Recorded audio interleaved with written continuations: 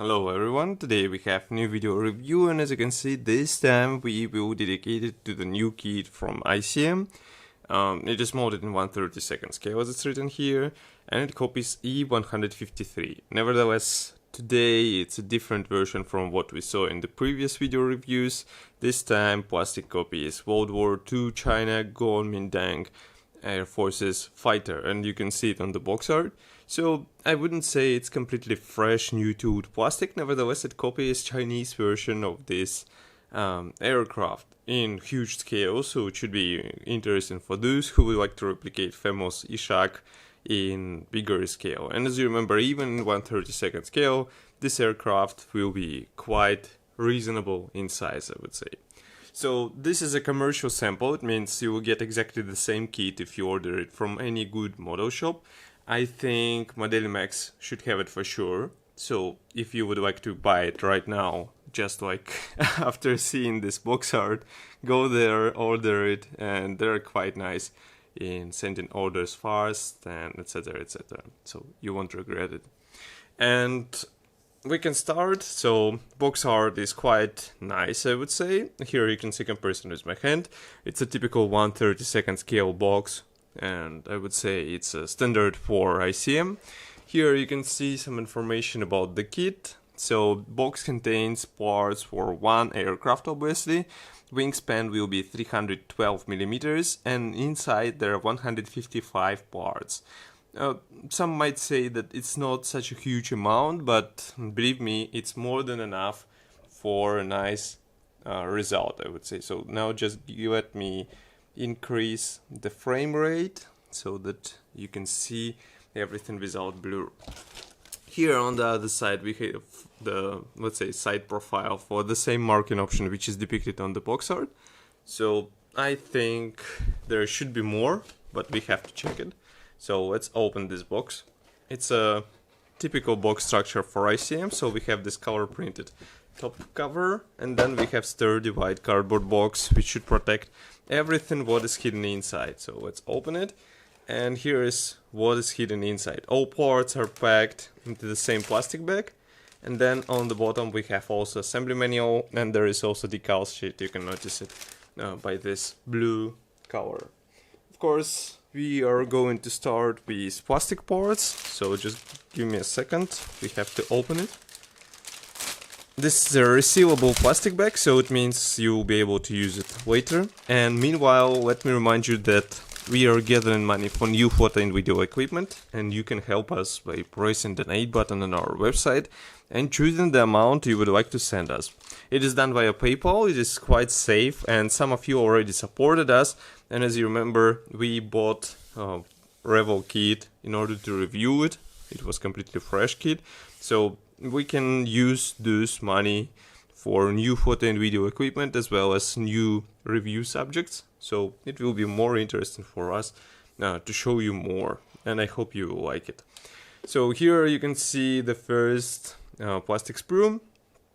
This one, as far as I can guess, is typical for I-153 kit. So here we have the wing parts, we also have the engine parts, cooling parts, and wing mechanization elements here. So as you can see, ailerons are molded separately. Now we can zoom in and do the zoom mode so that you can see all parts in detail. Let's go.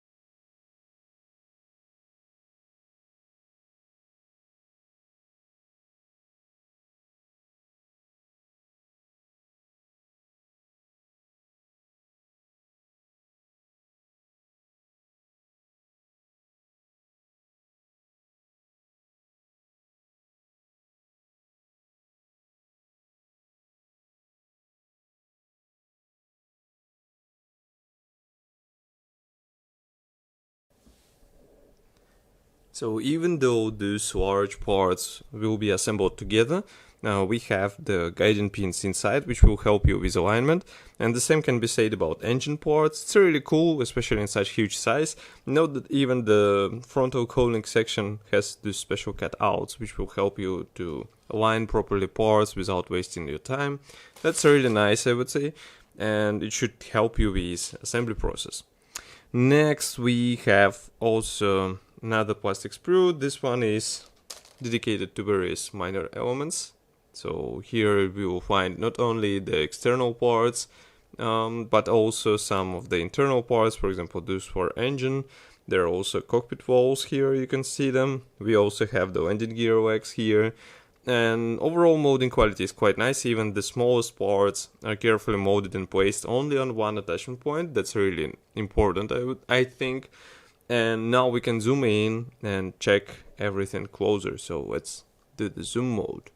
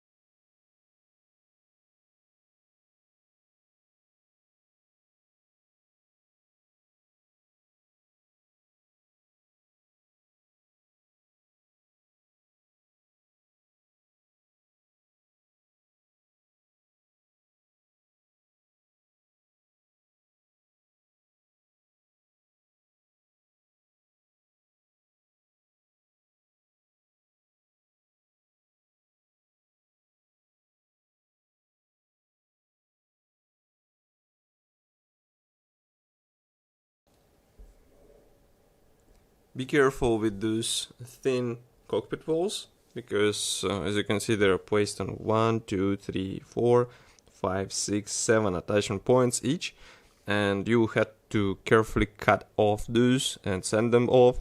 And these are quite thin parts, so due care will be required for sure. Next, we have one small plastic sprue. I guess this one will help you replicate the Chinese version, because as you remember, Chinese version had slightly different cowling, so that's why we have here new parts. And this one, I am not sure where it will go. I guess behind the pilot's back, but we will have to check the assembly manual for sure. And here you can see it from the other side. So parts design is still the same, so we have some guiding elements which will help us with proper installation, and molding quality is also great. Note that attachment points on this cowling ring, they are placed on the edge, so there is no, let's say, danger of damaging the part while separating it. Next, we have separate plastic bag. So here ICM placed small transparent sprue. Here it is. Let's zoom in. So here you can see it. Amount of parts is not that huge, I would say. Nevertheless, we have here one-piece windshield. There are no masks included, so you will have to buy some aftermarket set or maybe cut it with your own hands.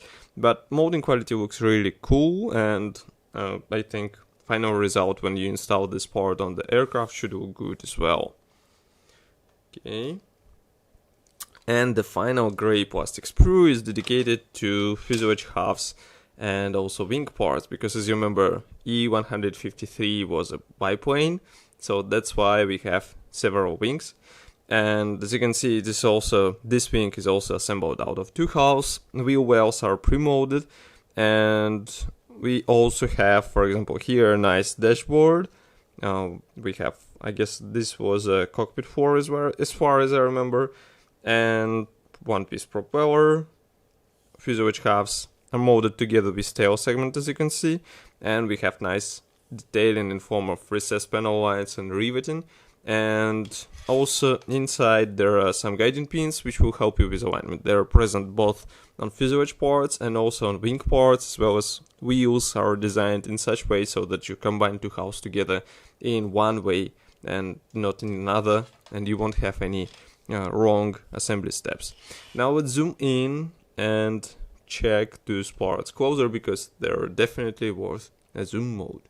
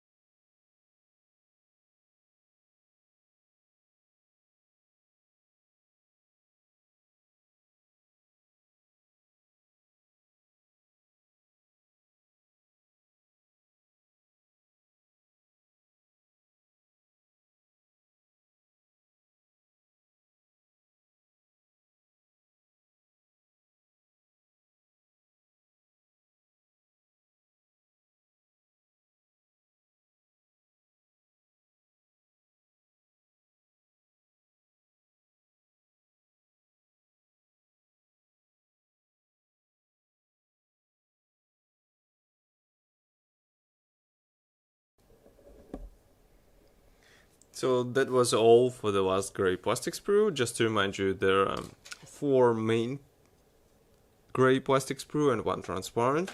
And now we have a chance to open the assembly manual. This one comes in form of this typical ICM brochure. It's quite big in size, A4 format, I think. We have short history note in Russian and English, also technical specifications, safety advices, and also paints charts, as well as the sign legend. Next we have parts map. So for parts map, note that some parts won't be used, obviously, because they will be replaced with those parts for the Chinese version. Nevertheless, also here we have the decals sheet. This one is printed in quite nice quality. I really like it. Let's focus the camera on it. And note that we have the dashboard decals, but if you would like to have even more detailing, I would like to recommend to resort to some PE set. For example, I think Edward produces those for sure, and you can order it right now. So here we have the first steps for the assembly. Everything starts with wing, surprisingly. Then we continue with cockpit parts. We assemble, let's say, the cage, the cockpit cage, and we place it on the wing. So be ready for this step. Then we continue with fuselage halves. We join those 2 fuselage halves together, and only then we cover the wing with resulting assembly. Then we continue with tail surfaces. Here we install the wing halves together, or glue them together. Then we continue with the top wing. Here we assemble the engine parts together, and as you remember, engine should be quite detailed in this kit, so I would recommend to spend some time painting and weathering this part. Here you can see the new cooling ring combined with engine.